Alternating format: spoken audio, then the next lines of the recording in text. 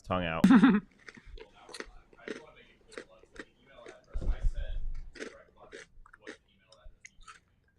Whatever he gave. Right now, I have to stop saying. Boy, yes, let's start. We're live.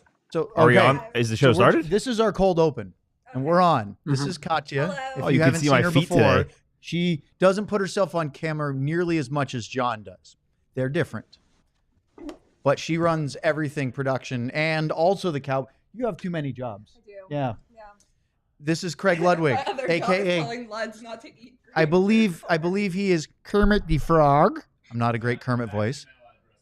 Kermit the Frog here. Hey, text him and just say I resent it. Sean is here. resent it. Sean does not have the green beer that Luds has, although Luds. Or a beard. Did you mustache. do you want to tell everybody what happened? Or do you want to just leave it to imagination? Well, that's the Well, food coloring. Yeah, but I didn't realize it actually. Stick your tongue out.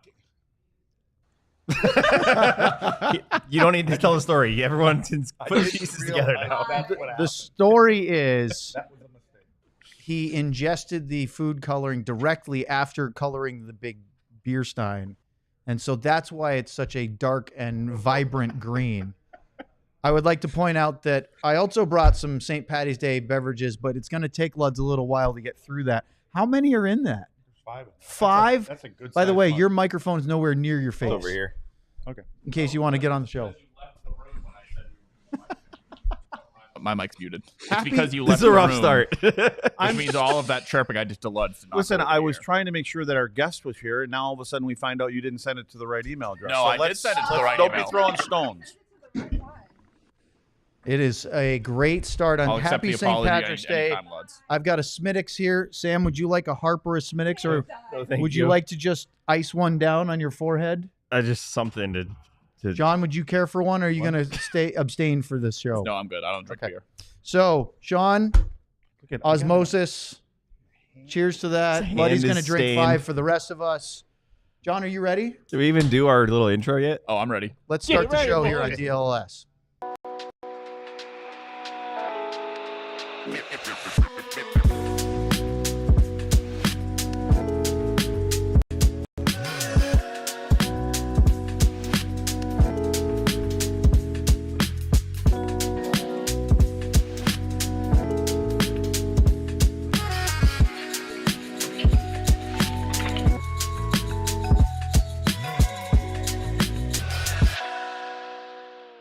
Yeah.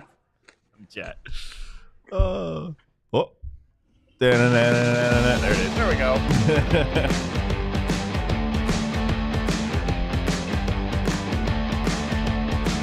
It is Monday. It is St. Patrick's Day. It's also known as March 17th. No.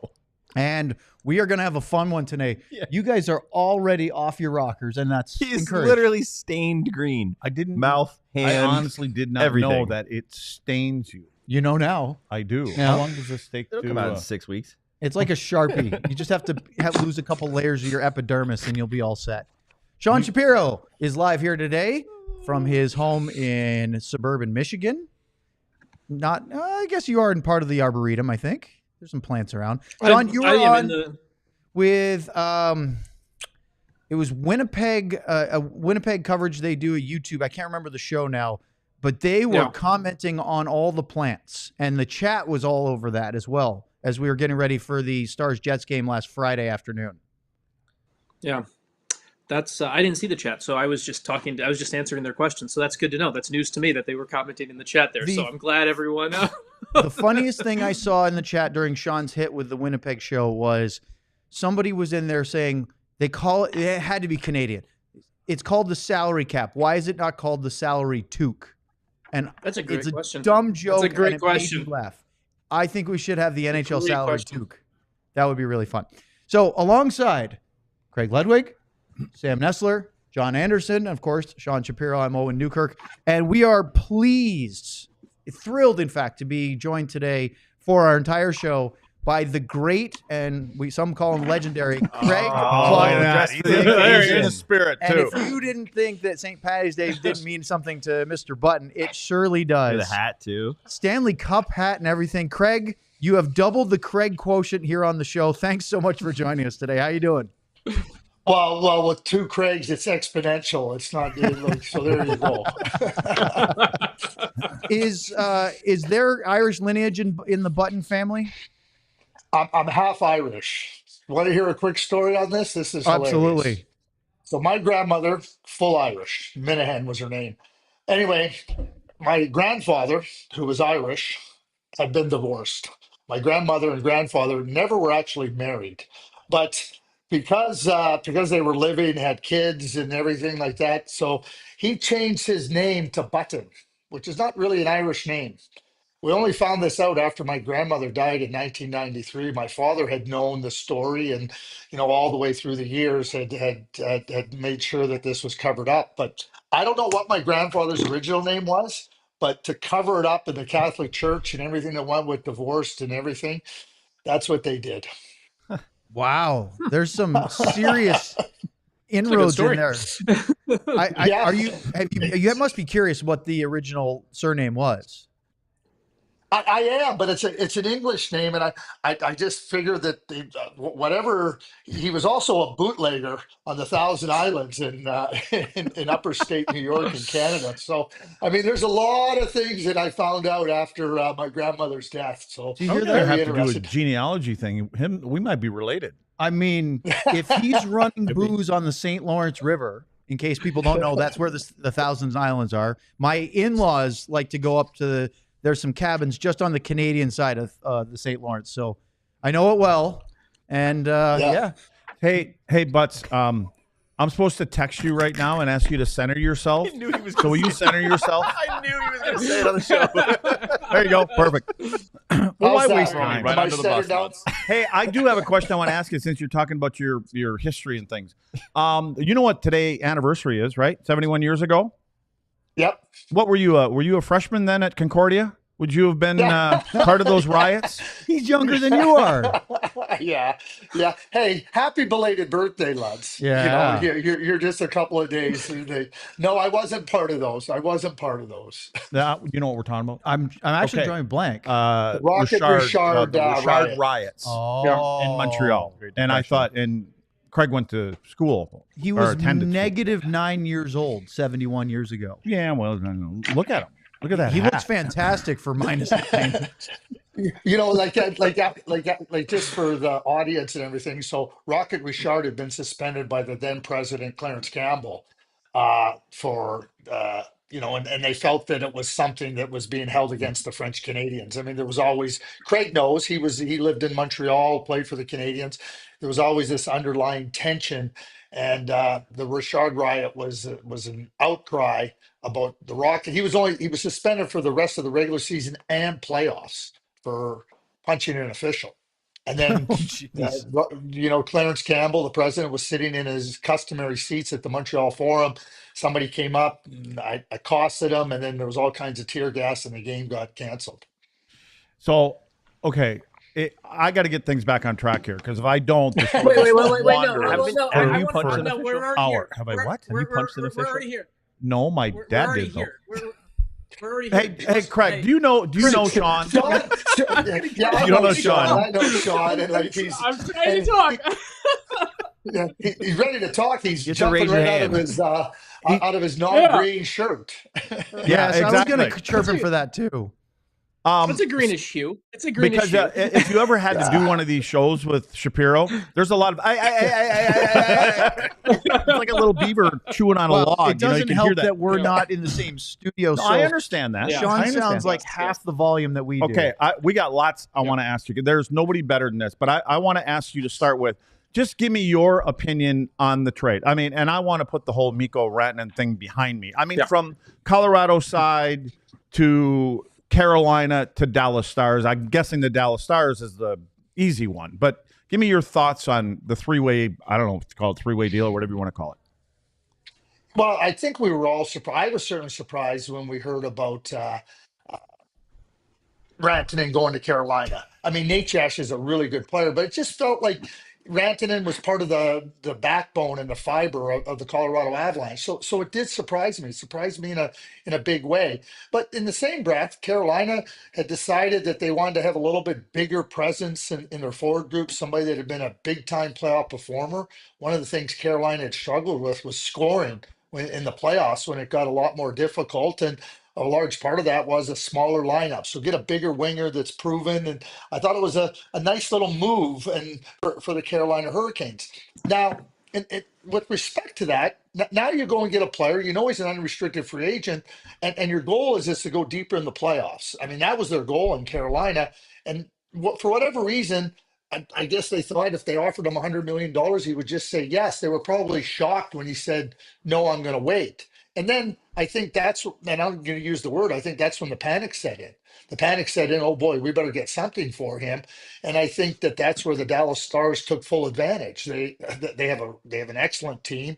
They also have a player that I think fits perfectly for Rantanen, somebody that he's accustomed to the type of player. He's not that player, but Rupa Hintz has speed and quickness and drives play with that type of play up the middle of the ice, which is what Rantanen was accustomed to playing with McKinnon. So I think there was a natural fit for Rantanen to come and play. I have to imagine, too, that during the Four Nations face-off, that Jim Nill gave his Finnish players very clear direction, convinced Rantanen that this is a good place to play.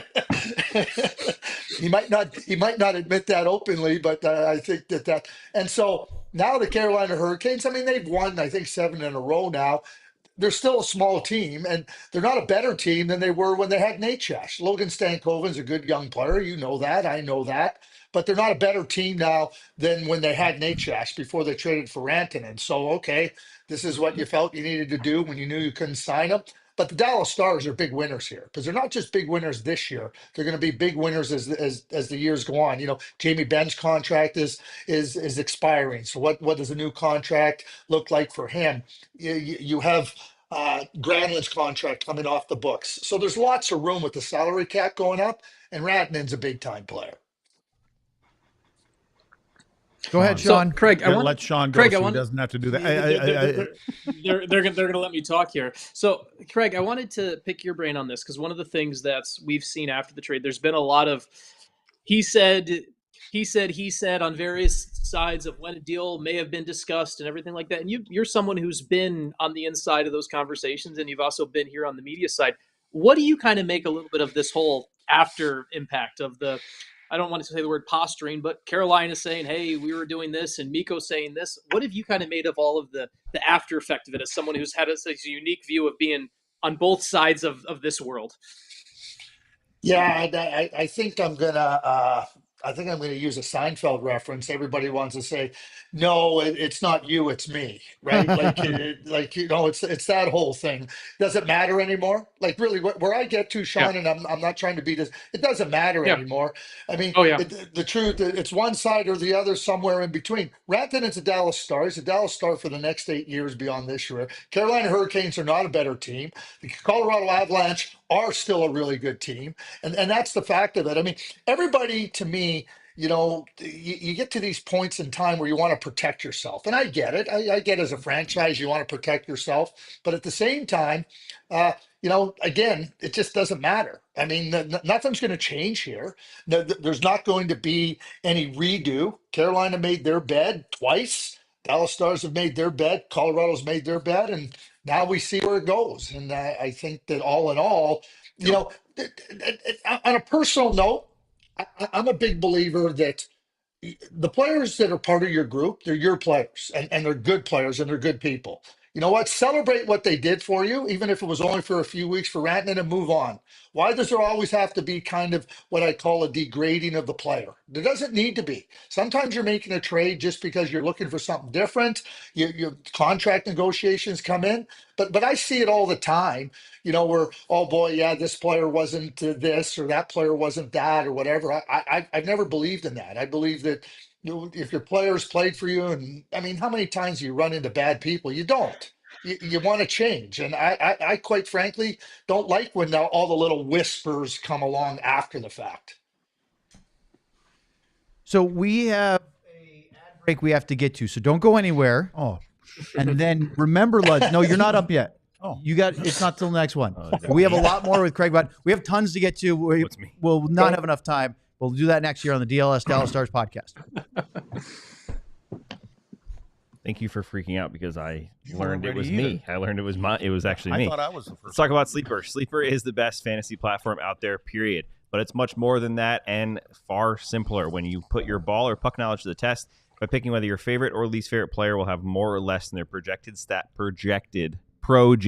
not per. stats each week or each night. It's as simple as that. For tonight, I have Los Angeles Kings forward Quentin Byfield scoring a goal at the Minnesota Wild. Byfield with goals in 6 straight games for the Kings. So that's a pretty easy pick. I mean, let's go with that. With Sleeper, the more picks you combine, the more you can win, all the way up to 100 times your money. Sleeper keeps you in the loop with instant alerts for breaking news so you can stay informed and stay ahead of your friends at every turn. If you think you have what it takes, new users can download the Sleeper app and use the code DLLS Stars. You get $55 in free entries when you place a $5 contest. Apply to any contest, doesn't have to be your first. Terms and conditions apply. See Sleeper's terms of use for details. Currently operational in over 25 states. Check out Sleeper today. Well done. I'm not laughing during the whole time because I said something that led off the screen. Let's talk about Shady Rays. Get ready for the season ahead with quality shades built to last. Our friends at Shady Rays have you covered with premium polarized shades that won't break the bank. They are an independent sunglasses company offering a world-class product rated 5 stars by over 300,000 people. Their shades have durable frames and crystal clear optics, making them the perfect choice for all outdoor activities. Hundreds of options to choose from so you can get your perfect style, maybe even in green, your favorite team's colors. And of course, for around here with all the sunshine in Dallas, and there's a lot of it, you are needing a quality polarized pair to help that glare off your car windshield, the back glass, all the buildings around here. You're going to like it. Exclusively for our listeners, Shady Rays is giving out their best deal of the season. Head to shadyrays.com. Use the code DLLS for 35% off polarized sunglasses. Try it for yourself. The shades rated 5 stars by over 300,000 people. All right.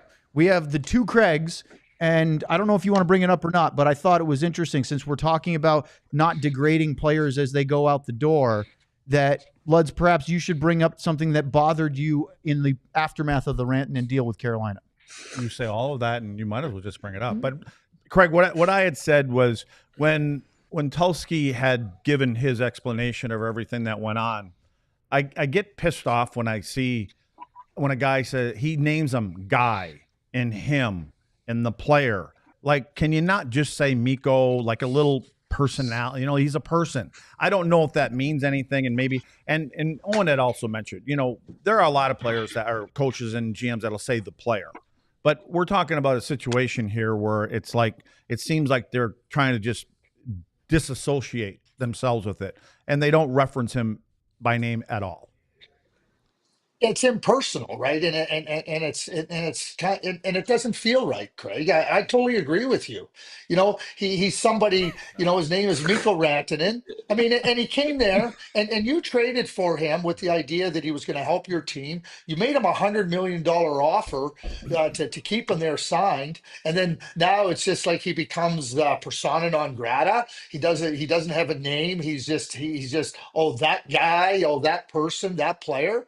I mean, just because it didn't work out doesn't mean that your attempts were like done wrongly. I like the fact that the Carolina Hurricanes were bold, but it just because now he doesn't want to sign there or doesn't want to make a decision at that time. Mikko is also 100% dispelled any type of thing that Rod Brindamore said, where he said, "Oh, he told me right away he'd only go to 14."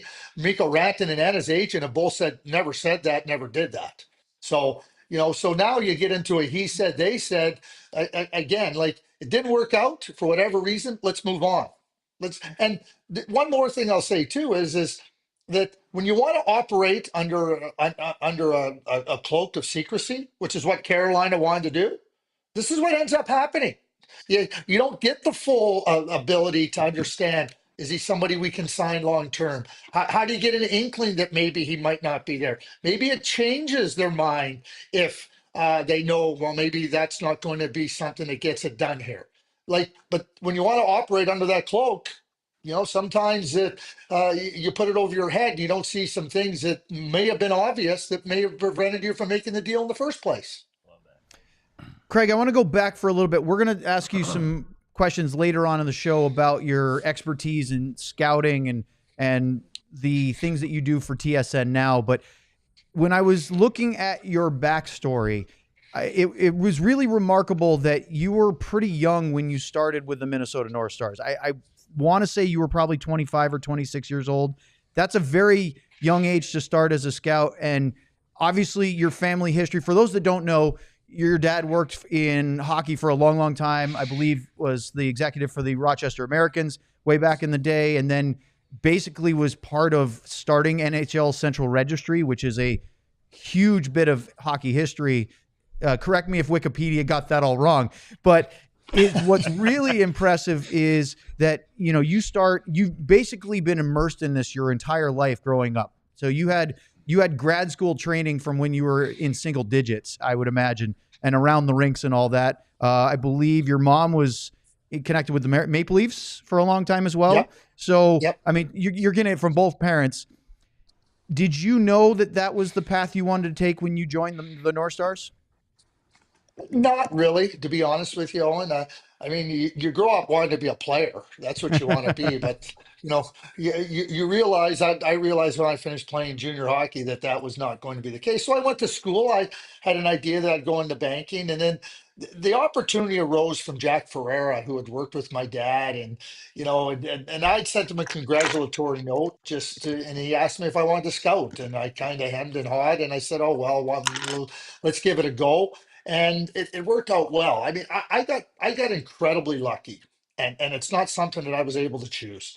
I got incredibly lucky because there was a small group of people in Minnesota at the time. Dean Lombardi was the assistant general manager. Jack Ferreira was the manager. Les Jackson and Chuck Grillo were there, and so I got this hands-on training and hands-on experience with some wonderful people right off the bat, and then our team got sold to Norm Green, who came from Calgary, and Bob Clark became our manager, and Bob Gainey became our coach. So here I am. I'm just in a place where swirling around me is all these different opportunities, surrounded by wonderful people, winners, great leaders, great people, and quite frankly, you pinch yourself. I pinch myself to this day, considering all that unfolded around me and how lucky I was. Like, because you don't get to just pick and go, oh, I'll go work for that person. I'll go work for that person.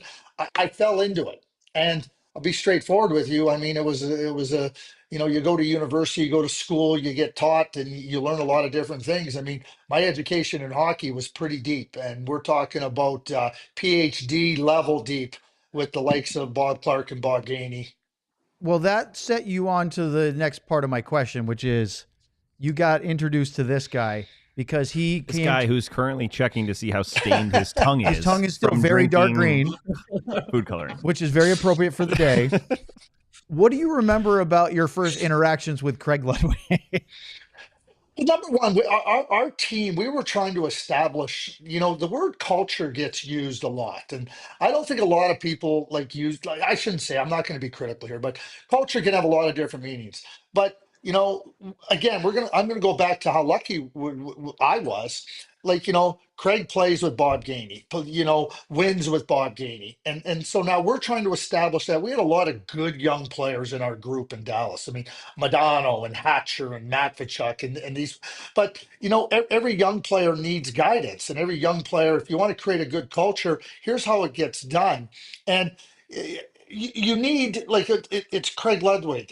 Mike McPhee came over from the Montreal Canadiens. Russ Courtnall came over. Obviously, we had Craig. Obviously, we had Guy Carmona. We ended up getting Mike Keane and Brian Scrudlin.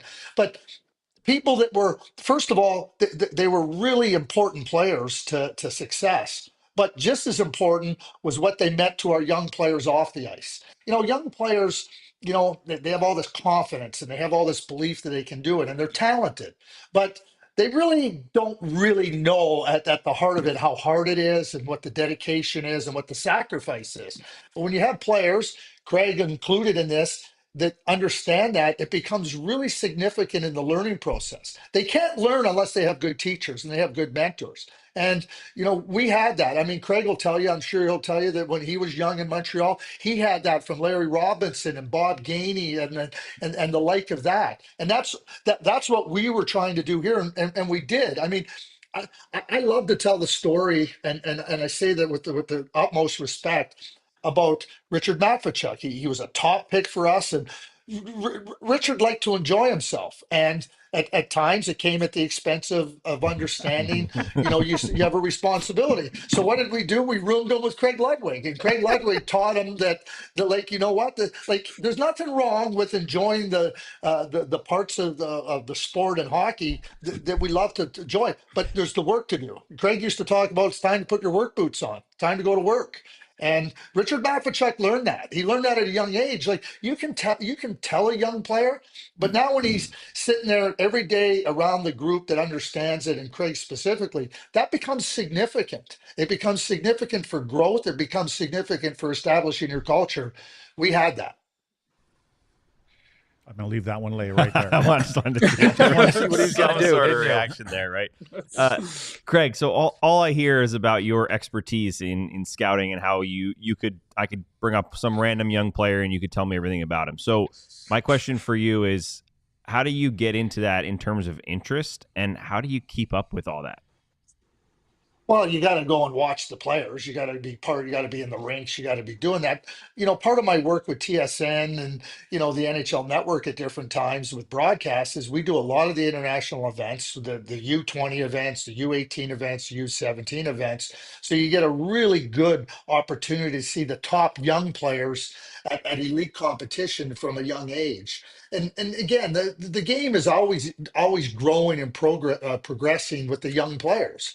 You start to see these young players, and then before you know it, they're performing in the NHL. Then they're becoming stars.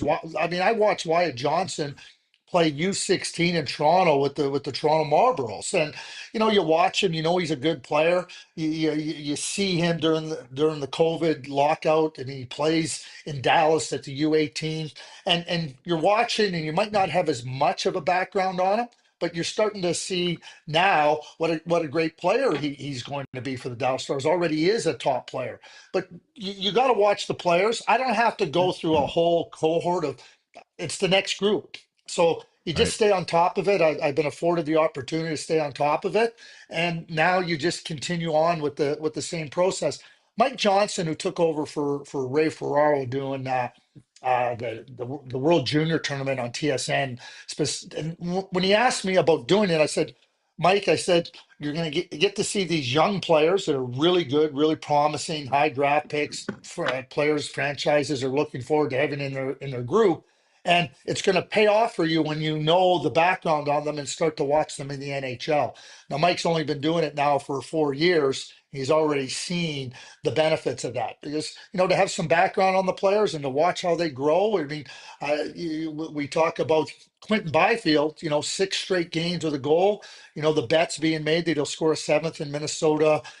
Quinton is a great example of an excellent young player. Might have taken him a little bit longer to find his way, but he's finding his way. And I think when you can go back in time and pull that all together, you get a perspective that starts a little bit younger that carries through to what we see now in the NHL.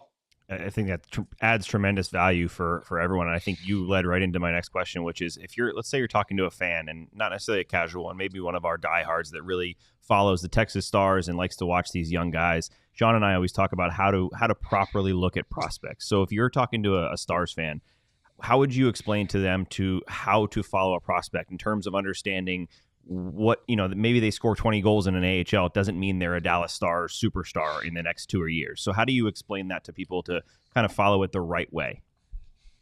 I think you got to be patient. I always use baseball as an example. You draft players in the NHL at 18 years of age for the most part, but they're not going to be in the NHL until they're 21 if they're really good. Yeah, the younger, some ones like Wyatt Johnson get there sooner, but for the most part, the vast majority of players are getting there around 21, 22. And so you're watching them at 18, you're looking at players that have been really good at younger ages. And even when they get to the American Hockey League, they're good players. But to play in the NHL requires a different level of not just of performance, but of consistency and reliability. A coach wants to know exactly what they're getting from their players. I don't care if you're 38 years old or you're 21 years old. If you ask a coach what they're looking for, they need to know that when a player goes out on the ice, they can know what to expect. And that's why a lot of young players, you hear about becoming a pro, but it's about consistency. It's about knowing what your game is and then bringing it on a shift in, shift out basis, game in, game out basis. That takes time to develop. It doesn't mean they don't have skills, but by the time you're 21 and 22, you're a little bit more mature. You're physically more mature. You're mentally mature. Because when you come into the league, you're playing against players that have been in the league for a lot of years, that are very mature. And the other thing is, they don't want to give up their jobs. So, even if you're a part of the Dallas Stars organization, do you think somebody's going and saying, oh, well, geez, look at this good young player, I'll just give up my spot for him? They're not happening. It's a competition. It's a competition against the other teams, and it's a competition to earn your spot on a team, because the players that are in there and have done it for a long time, they've earned their spot, and they're not ready to give up their spot because they understand the road. So I would say to any fan, be patient. Be patient. Let the players develop. Let the players grow. Teams, good organizations. I'll go back to culture. When you're ready, you start to appear. You start to show up. You don't do it beforehand. You do it when you're ready for the most.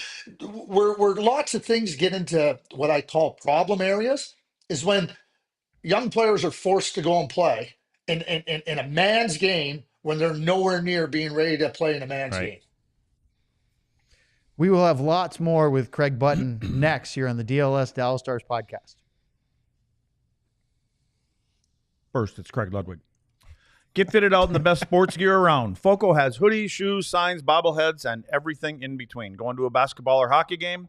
Show your love with team-branded friendship bracelets. Whether it's jackets, beachwear, or even overalls, there's something for fans for almost every occasion. Foco has donated a few pieces right here in our studio. Folks, go show them a little bit of love. Check out foco.com or click the link in the description below.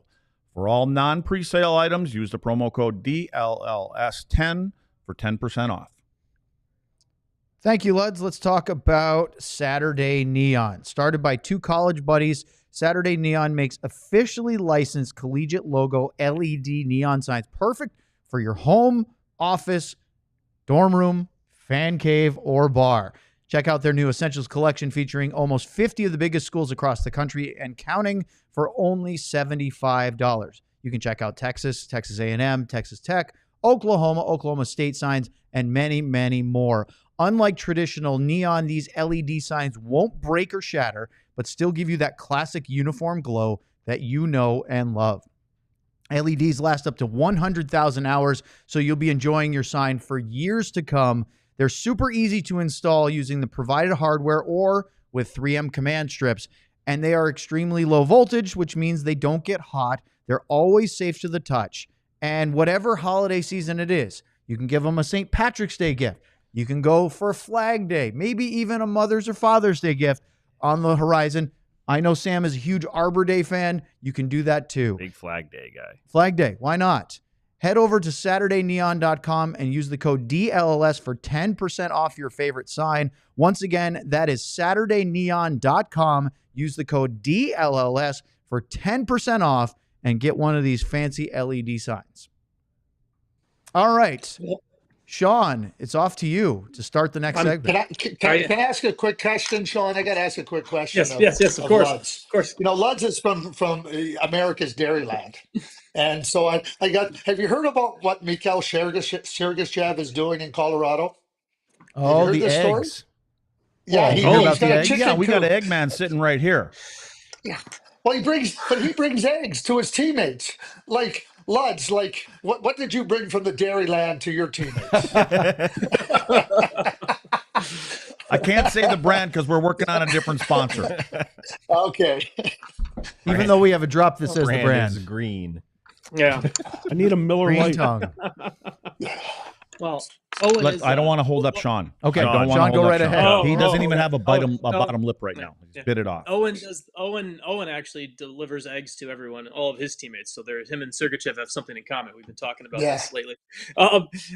So Craig, I was talking to a couple players about this recently, and it's been an interesting thing where players have come in, and I'm curious for you watching the scouting evolution of this. Skill levels never been higher, right? Guys can skate, the things they can do. They've got the skills coaches. They do all that. And at the same time, and Luds and I have talked about this with the team he coaches, the hockey sense, the game sense seems to be a little bit lower because there's been so much more for guys as they come up.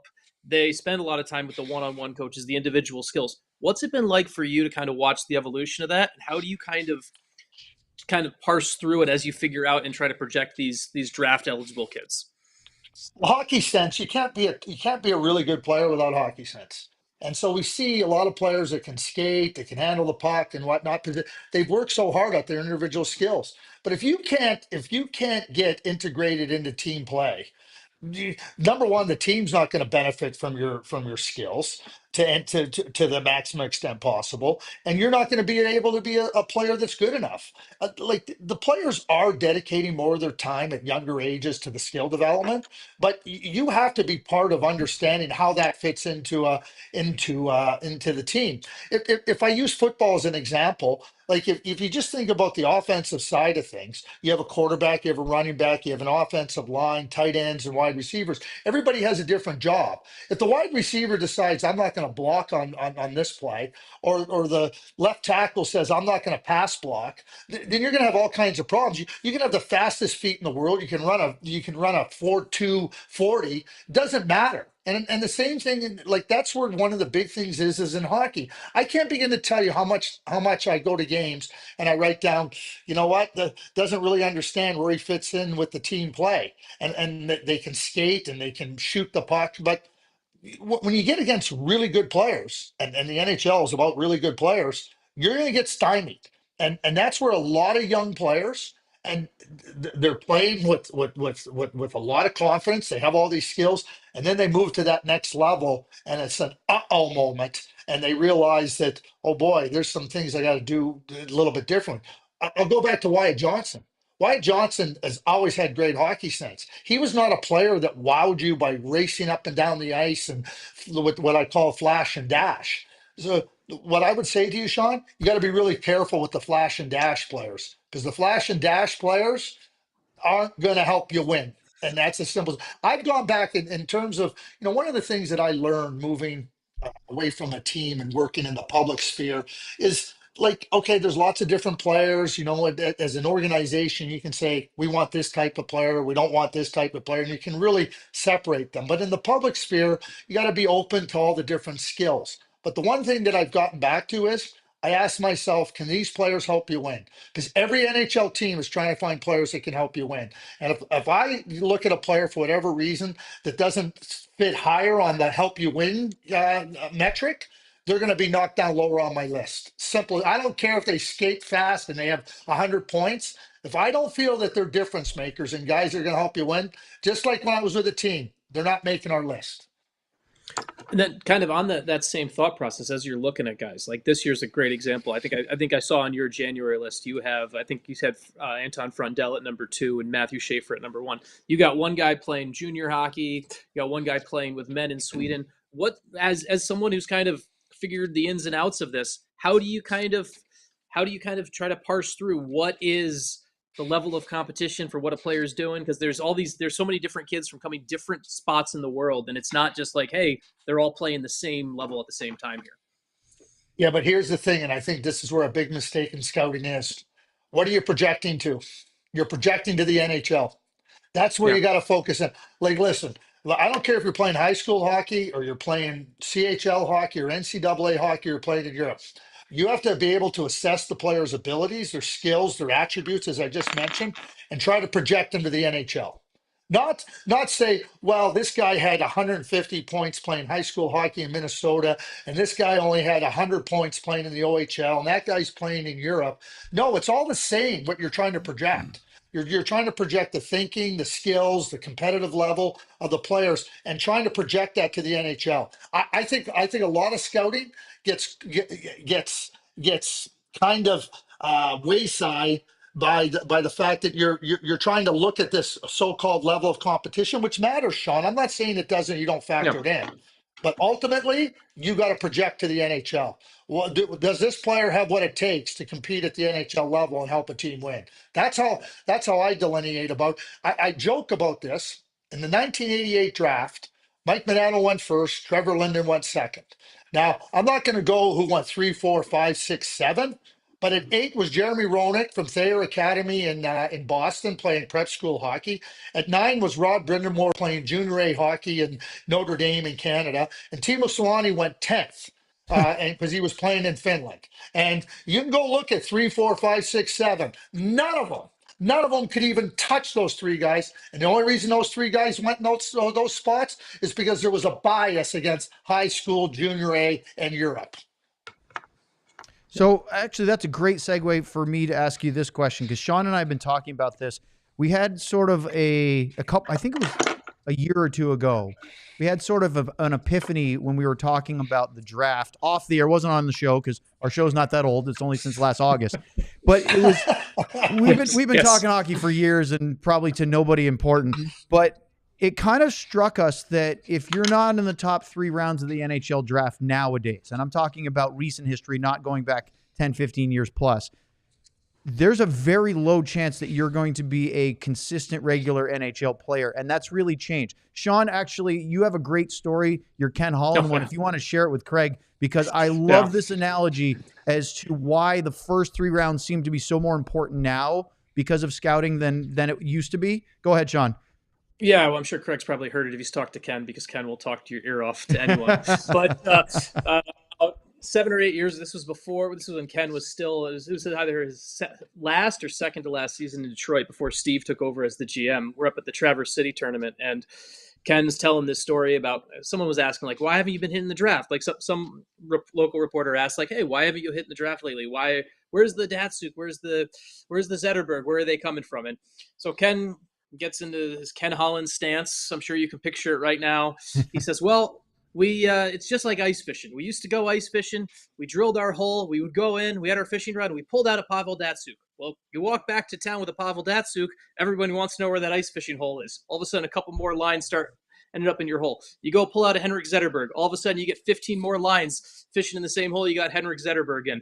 And basically, he said, our little ice fishing hovel that was all alone, now everyone else knew where it was. And so that was the Ken Holland story of how this sport and league how everyone got better at scouting. And those little things we used to be able to hide, no one can hide anymore. Yeah, I'll say this to you, Sean. We all watched Henrik Zetterberg play. We all watched him. Yeah. We all, and I can show you my reports, reports with Dallas. We all knew he was a good player. And we all looked at him and said, he's small, good little small player. So the game changed and there was always good small players that found the way to the NHL. And, like you're in that fishing hole, and certainly the Detroit, they'd had a lot of Swedes. They were in that fishing hole. Why did they wait so long to draft Henrik Zetterberg? Like, it's like setting your hook, and like you see this great big, you see this Henrik Zetterberg, and you go, oh no, I'm not going to take that fish. Well, that's what happened. And so now you start to change your thinking a little bit. You say, okay, do we got to be a little bit more open to the smaller player? And then we see what happened in 2005 with the rule changes and interference and obstruction that changed. So now that afforded an opportunity for the smaller player for a short period of time. I'll tell you what's happening now, that I call it the big player development. The big player development, because big players were not developed the same way back before 2005. Now, big players are big time, are getting the skill development, and now the small player is always going to have a place in the game, but it's not going to be as abundant as it once was because the big player is getting developed. And half the players in the NHL are drafted in the first 2 rounds. That's a fact. So if you know that 50% of your players in the NHL are coming from the first 2 rounds, you better put a lot of effort into the first 2 rounds. You get to the 3rd round, scouting is developed, knowledge of players. But guess what? It's an inexact science, and there's still going to be misses. There's misses in the NFL draft, the NBA draft, Major League draft. Here's the hardest thing about the NHL draft. You're looking at all these players that are the very best at the levels below them. And I'm not talking, I'm talking 100, 150 players are all the best players at the levels below them. And yet you never get to test them at the level they're ultimately going to play at. You don't do that with a lawyer. You don't do that with a doctor. You don't do it with a plumber. You do it, what you get those, you evaluate them, you give them apprenticeships, and then you find out what they can do. We just take these best players and then just thrust them and hope that they turn out. I know there's a lot of investment in them in terms of time and development, but when you think about all the effort that goes into scouting, and yet you never get to test them against the level that they're going to play at, that becomes a big part of where you start to see where, I don't want to use the word miss, but how you have a very much an inexact science when you're drafting and assessing players. Boy, I've got 4 or 5 follow-ups for that, but I'll give you one next here on the DLS Dallas Stars podcast. Good tease. A good tease. Before we get back to Senor Button, we will talk about being a diehard. Sean gets to stay on the screen because he has to show you where that QR code is. It's right below him. Scan that. That'll take you to our website, alldls.com. John can show you as well. Luddy's just trying to get the green off of his skin. It's not going to happen. He'll be green for the rest of the day. You can be a DLS diehard, and apparently that $36 for the first year sale is still active on the site. I was surprised. We were told the other days, oh, no, it's not. Okay, it's not. We were close. It was last night when we did our post game. Yes. But not anymore. Or yesterday afternoon. So anyway, just because that sale is over, oh, it's raining now, Sean. I'm so sorry. You can still sign up to be a diehard and get all the great things. It's just not at that very limited time special deal. You will still get a free t-shirt of your choice from our DLS store, along with 20% off all other merchandise. Because you're a diehard, you can access our Discord, which is diehard only. We're going to actually take some of your diehard Discord questions to ask Craig in our next segment.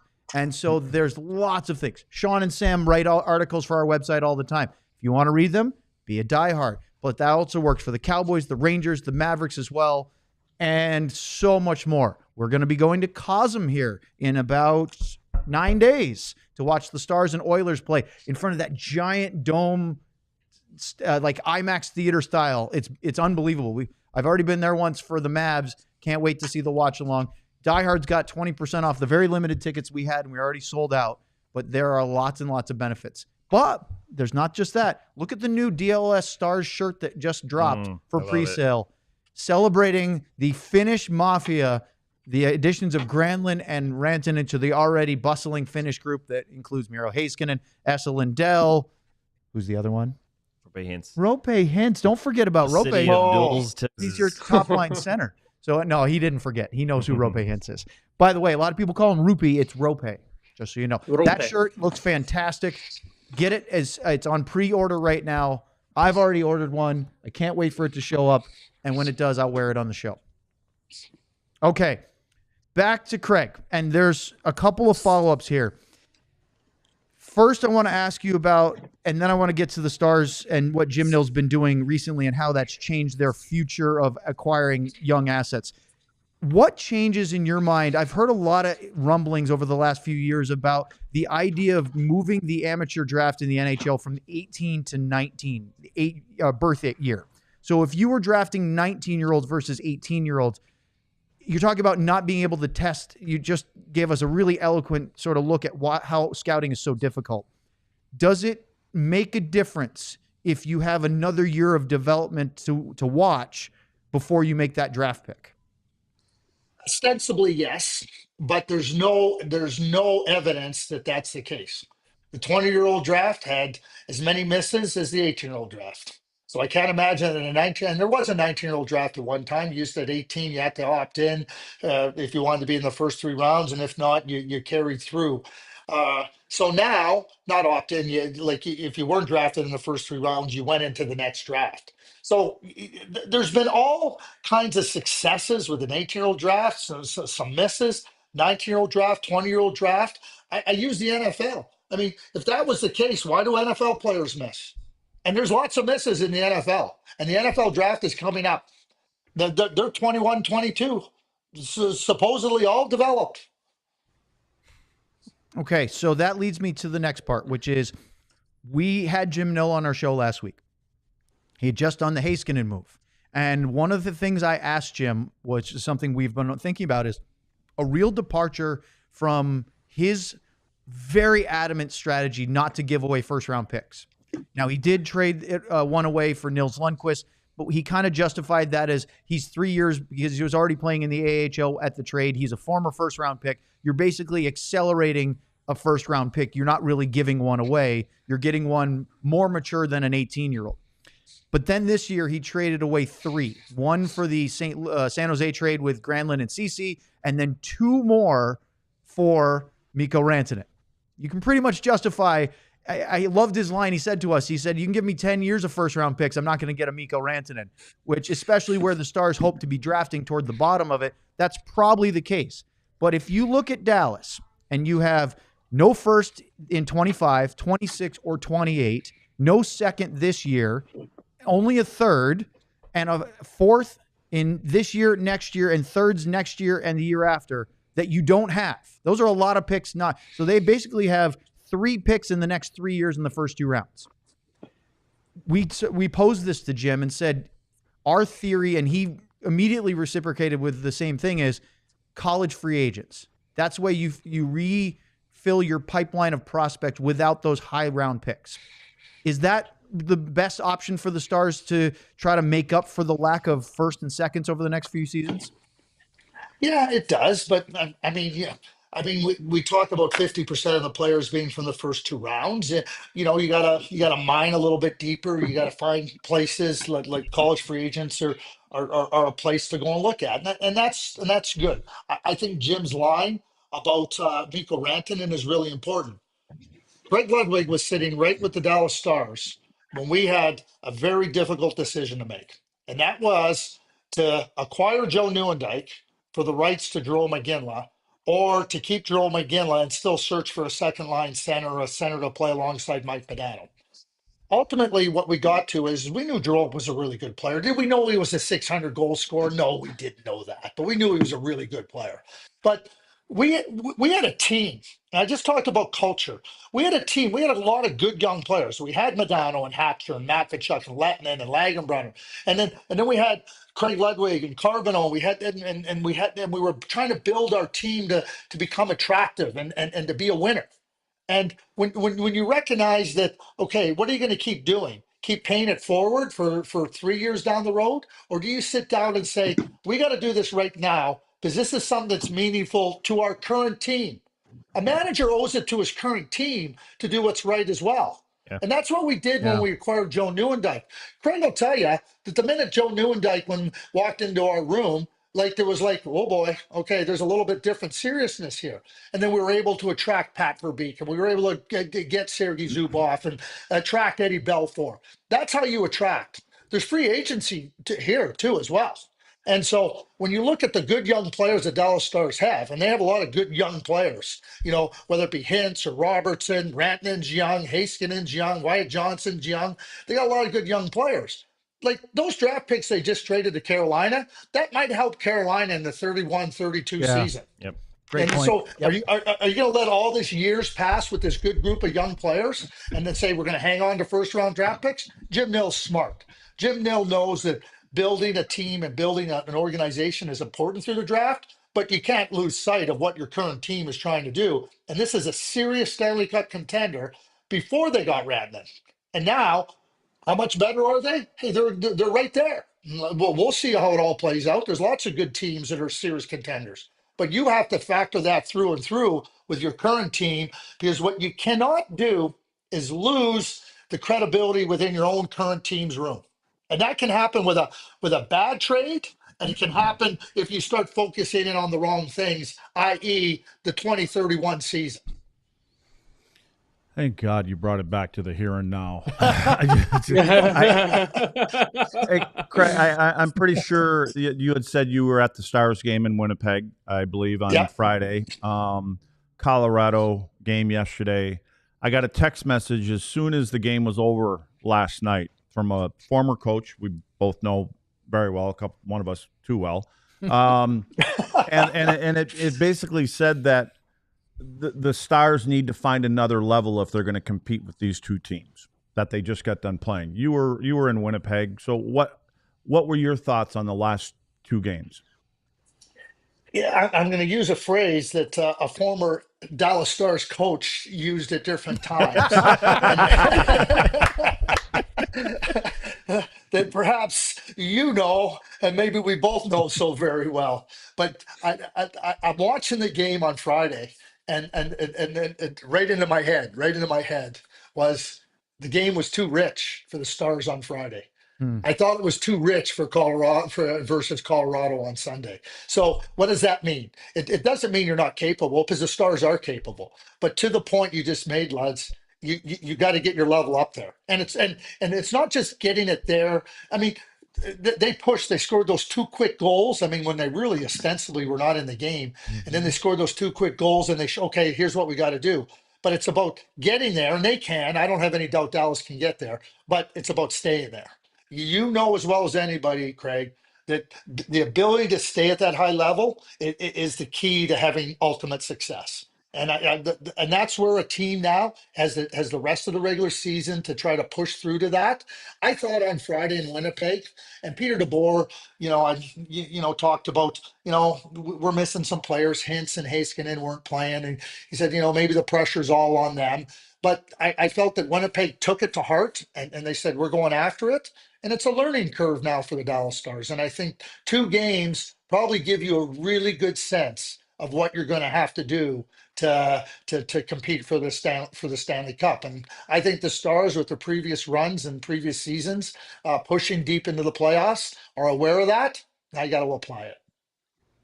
Yeah, we know that they're probably going to have Tyler Seguin back, hopefully get in a couple of games or so before the season's over. Miro, it seems like it's maybe first round, second round.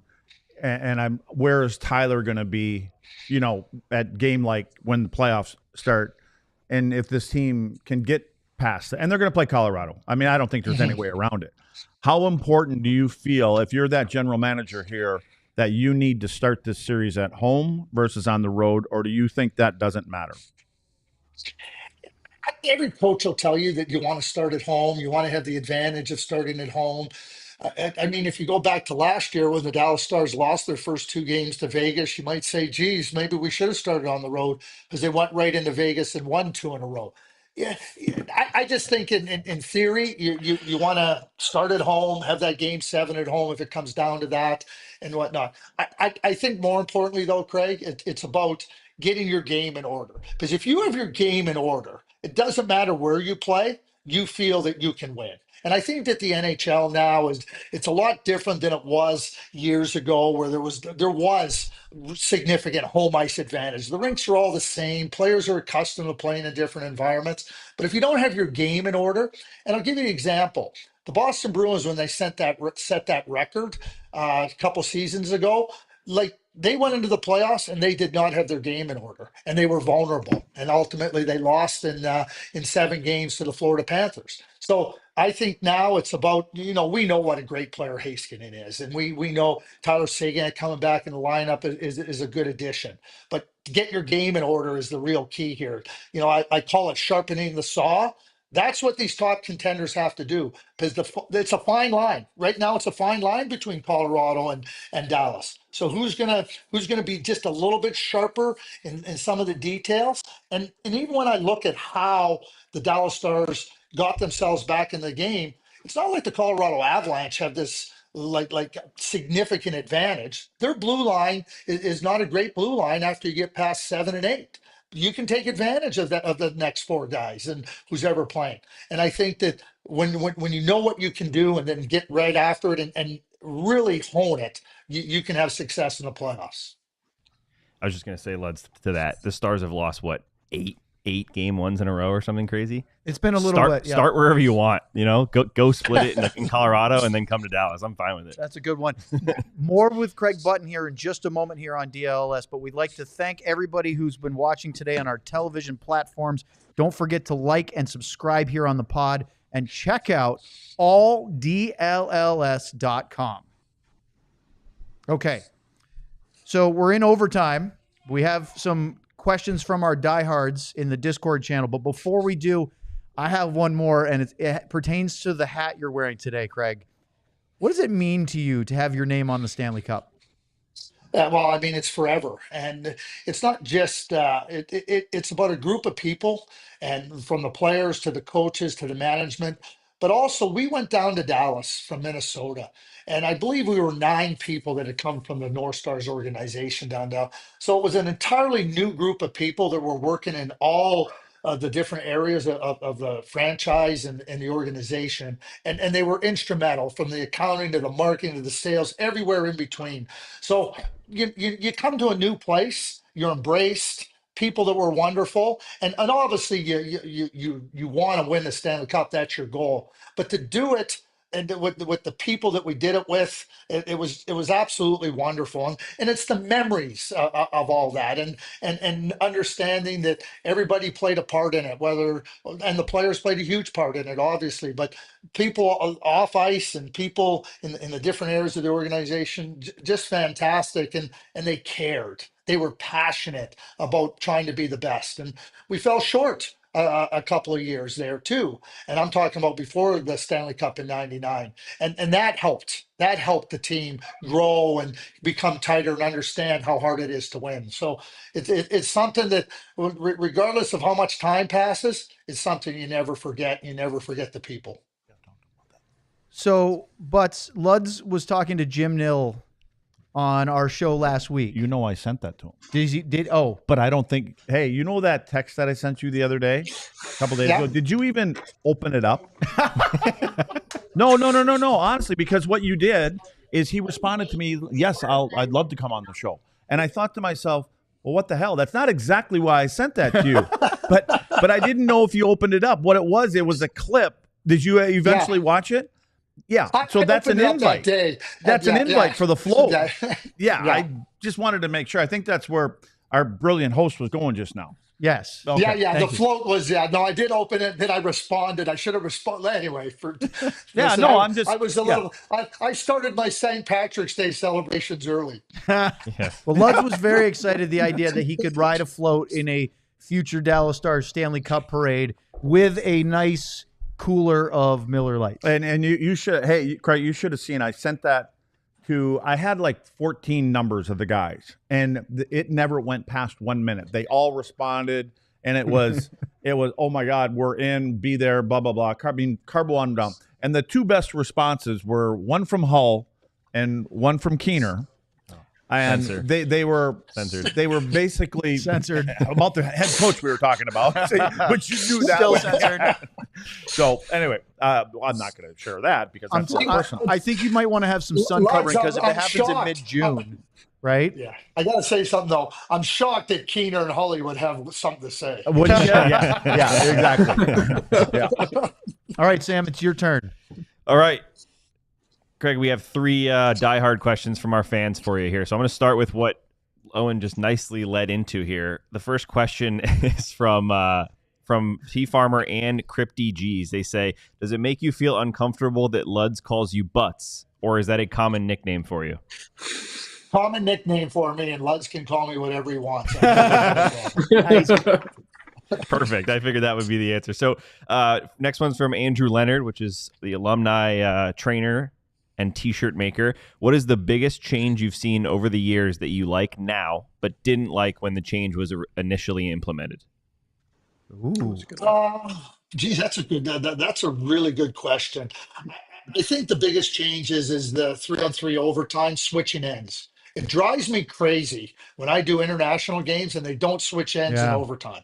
And I always make the comment, and I tell the people at the IIHF, just switch ends. Like, why are you doing this? And games will end. And I know what they tried the 10-minute overtime at the Four Nations. It was interesting to hear the players talk about it. wow, that was a little bit harder than they thought it would be. So it'll be interesting with the GMs meetings going on if there's any type. But I think that, everybody talked about the not wanting to shoot out. Okay, great. Make some changes to make sure that the game gets settled in real playing time. I think that was one of the things that I've really liked. Would you, because the U18s are coming to Dallas here in April, are you going to be down here for that? Be down there for the entire time. My sister-in-law lives in Dallas. Everybody in town. So yeah, Everybody. no, it'll be I'm there. Like, hey, listen, Dan Stukel, our good friend Dan Stukel, it was his birthday yesterday, and I said, here's a couple of things. I got some nights off. Then there's some Stars playoff games, and you got the U18, and it's Dallas, and it'll be a good time. Well, I'd like to add another possible item to your agenda, which is come down to the lounge studio, not this one, but the one with the bigger, comfier chairs, and do another hour with us live in person. That would be a lot of fun if you can squeeze it in. I'll squeeze it in, guaranteed. I love it.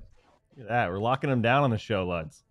Let's see how he gets out of this You got to one. ask people on the air because then they can't say I'm no. not getting out of anything. I'm not getting out of anything. I'm happy to do it. I mean, We've got beer. I mean, it's. Oh, we did. You think about we moved down to Dallas in 1993, and you think about what a hotbed of hockey it is now in the Dallas area, and what the Dallas Stars mean to the area. I mean, it gives, like, honestly, like, I left in 2000, but the pride I have of being part of the Dallas Stars organization and going down there and establishing, ultimately winning, and being part of that great group, it's never. And I really do hope. I mean, a couple years ago. We were down for the Stars Hall of Fame, and Brian Marchman had just passed away that previous summer, and it was October, I think. And I was talking to Mason, and just telling him what a wonderful person his dad was and everything. But a bunch of the players came around. Jamie Benn was one of them, and I said, Jamie, I said, you guys got to go win a Stanley Cup, because you got to celebrate your own thing, and until you go and win, they're going to keep celebrating the '99 team, which is nice. But now you got to go and win. So now's your time. Jamie's a great captain. He's been a real good leader there for the Dallas Stars, and they have a real top team that can contend for the Stanley Cup. When this year. I know we have another. By the way, question. I haven't stopped celebrating the '86 Cup yet, so There you go. I haven't even moved on to That's when we 99. started. Well, if there's a float for you to ride on, you could start celebrating I'll 99. start Okay. celebrating 99. How far did the tollway extend up when you were still here, Craig? Okay, well, Frisco, I'll tell you what, was farm field. It was farmland. Like, there was when I remember going there in 21 for the under 18 tournament, I was like, wow, like, you like, look at all the development up here. Like, it was unbelievable. Like, I mean, you shake your head. And one of the arenas that was played at at the U18 was Plano. And I remember thinking, I said, that can't be the same arena that was there back in the day. And sure enough, it was the same. And I don't think they had changed very much, from the insulation to the plexiglass to really much. Even the vending machines had the same type of food in there. That was the last one to get updated, because that was the first, wasn't it? The first with the expansion. All right, Sam, what do you have next from Diehards? All right, last one from Diehards is a good one from T Farmer. He says, if you were to pick one Dallas Star in an unprotected expansion draft, who would it be, and why is it Miro Heiskanen? Yeah, like I think you knew what my answer would be. Like, he controls the game. He controls the game, and Miro Heiskanen, like, I really believe that if he was in a different place, people would realize what a great player is. He's a great player. Defensively, offensively, dictates the game. It feels like he could play 35 minutes a night. And certainly when you can build with a player that can control the game, dictate the game, that's where I would like to start. And bottom line is, no team can be good without good defensemen, right, Lutz? You're just a smart man. Okay, Craig, I have a quick follow-up on the Miro one. Is that when you talk about Miro and more people realizing it, is that a place where, as in, people paying attention to the Dallas Stars, or is that a style of play thing? When you talk about more people, if he played somewhere else, more people might know about how good he is. Is that kind of a market view, or is that a different style? Like, I was kind of curious when you said that there. Yeah, I think it's just awareness. It's awareness. I tell a funny story, and I really do think it's funny. In the 2003 Stanley Cup playoffs, New Jersey beat Anaheim, and Scott Niedermayer was excellent, and Craig will tell you how good he was in 2000 for the New Jersey Devils. when they won the cup against our team in Dallas. But I mean, Jaguar won the Conn Smythe Trophy, and Scott was unbelievable and certainly was right in consideration. But it was a few years later. It was '07, and he was playing for Anaheim. And I remember sitting up in the press box with a number of the media, and people literally said to me, "Go, geez, this Niedermayer is pretty good." And I'm like, he's been in the league for like 15 years. Like, are you only finding this out now? So, like to your question, Sean, like even a player like Scott Niedermayer, who was as great as he was, like being in New Jersey, like people might not see him as much. I don't joke about it, but in the East, a lot of people in the East, they don't stay up past 10 o'clock Eastern time, so they don't really know what's going on in the Western Conference, especially in the Pacific time zone. So I think it's just a matter of Miro. Miro just goes about his business and he plays, but he's a phenomenal player. And I think that, it hurt Finland. You see his absence now with the Dallas Stars. So him getting back in the lineup for the Dallas Stars only makes them that much more formidable. And I think it just is a case of, if you really want to zero in and watch how good Miro Heiskanen is, just watch a number of games for the Dallas Stars. You'll realize it pretty quickly. It's like Slavin, who 30-year-old guy, Yeah. and a lot of people looked at the Four Nations and went, "Who is this guy? He's one Yeah, of the as better if he hasn't defensemen been I've a ever great seen." defenseman for the last It's just- 8-9 that's years, crazy. right?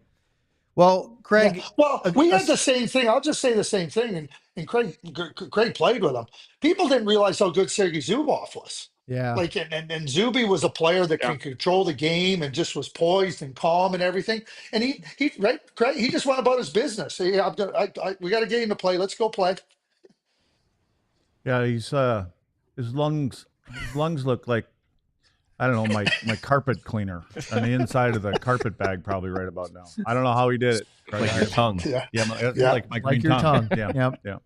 Yeah. Craig, to me, it's always a great sign of a fantastic guest when we get to the end of the time allotment and then go 11 minutes or so past it and don't feel like we've anywhere scratched the surface. The good news is that we've already somewhat informally booked you for booked April, him. so I can't wait for that. Yes, we booked. A lot more to get to, and I just want to say thank you for joining us and spending your hour with us, because it's gone by way too fast, but it's so interesting to pick your brain and hear so much about the incredible passion and knowledge you have for the game. So Hey, I know you can quit sucking up. He already agreed to come. I know. in. Well, I would say I'll speak for the rest of them, especially the one that's drank about 4 of the 5 beers in his Stein. Thank you very much for joining us today. It's been really fun. Yeah, Thanks, thank Craig. Thank you, Craig. Yeah. Thanks Craig. for having me. I really and Craig is right. When you make the sale, stop selling. Well, he's already coming on again. That'll be great. In person next time. But seriously, Yep. thank you so much. It was really a pleasure today. Yeah. Happy St. Patty's Day to all. You too, Craig. Bye. Yep. Yeah, All thanks. right. Up next, a pregame show tomorrow night. Stars Oh, scared and me.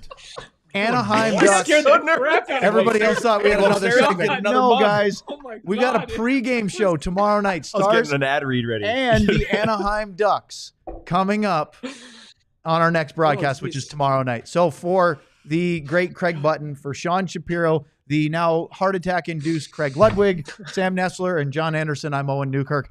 Enjoy the rest of your St. Patrick's Day, everyone. Thanks for joining us here on DLLS. Who else in the level current say yeah?